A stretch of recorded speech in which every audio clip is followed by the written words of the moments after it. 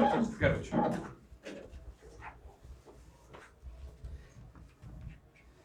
Coach, what are your thoughts on DeJon and Nate's performances? I thought Nate was our most valuable player in the first half, just with his energy. And then, he have a double-double at halftime, played hard, played aggressive, went to the boards. Though DeJon, you can tell he's getting back in the flow a little bit. And we had to spend a lot of time this week just working on little stuff. The biggest thing, he played with a lot more confidence. I think his turnovers will come down the more he plays. Not really worried about that. We only had 8 as a team. And you have 21 assists and 8 turnovers. That's usually a good night. You don't like having your point guard with 4. But, I thought first half I thought he looked good. I thought our team looked really good defensively. For most of the first half, last part of the second half, we were good defensively. But at a halftime, I thought we let go of the rope a little bit defensively. But you look at the score and you win by 40. You've got to hold them accountable for the things that might later in the year come back and bite us. When you're these guys' age, they think that doesn't matter, but it does. We're trying to create habits here, good habits. That's being a lockdown defensive team. But we're getting better. It's like if I wanted to schedule a certain way, you could be 5-0 right now. You'd better be running around here talking about how good we are. But I'd rather be exposed. Especially this time of year, it's good. Nobody likes to lose, but you look at all the teams around the country losing right now. I guarantee they're all going to learn from it and it'll make them better. And I think the same thing's going to happen for us. Nate, can you talk to me about your thoughts heading into the game? What was your mindset coming in? Win the game, set the tone for the new guys. We gotta get back to who we are, everybody, and set the tone of kind of playing hard and playing Houston Cougar basketball. And I wasn't thinking anything of myself. I'm just thinking about, all right, we gotta go in there and set the tone. We had some poor performances, but it's all good. Move forward and just keep pushing them all forward. That's it. After the game against BYU, Coach Sampson said that out of everyone from the team, he would go to war with you if he had to choose. Do comments like that give you any extra motivation or anything? It does. Coach has your back. I have knowing that you have a coach that has your back, but the same vice versa. I run through a brick wall for coach. So, just that's what comes with it. Kelvin, as you kind of go through the early part of the season and sort of find your way as a team, the identity, all that stuff.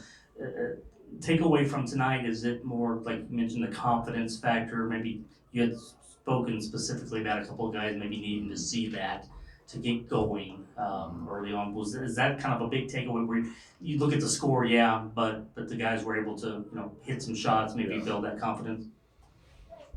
Yeah, I thought offensively we played good at Oregon, but the scoreboard keeps track of points, not attempts.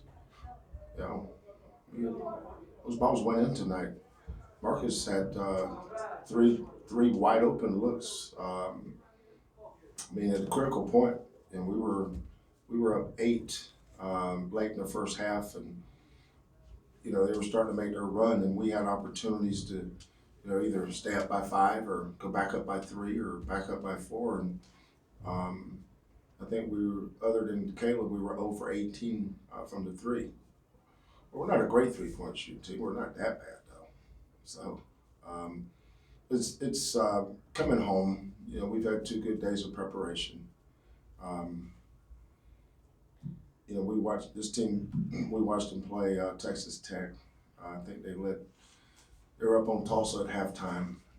So we have a lot of respect for Coach Cottrell and his kids. But again, it's so early. That's why I just don't overreact to a whole lot right now.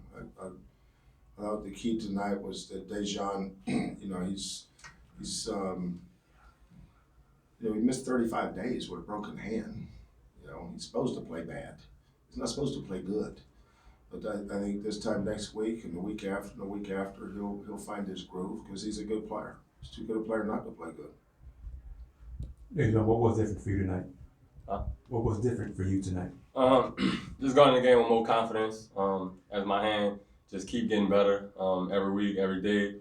Just doing the things I know I can do and to help the team win, and just playing solid and just playing like a mature point guard like I've been before. Timing, rhythm, it's hard to get that back when you miss so much time. Has it been kind of an uphill the last few weeks just to, once you start get going and get some playing time? Yeah, it has. Just going back in and believing in myself and just knowing that my team believe in me, coaching staff, and that just gave me more confidence as I enter the game. So just every week, just getting better and believing more in myself, and we'll be all right.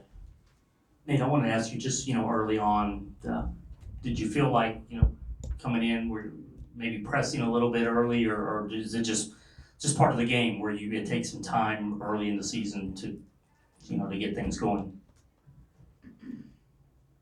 I guess I could say that. I guess my mind was on other things, and I had to reel myself back in.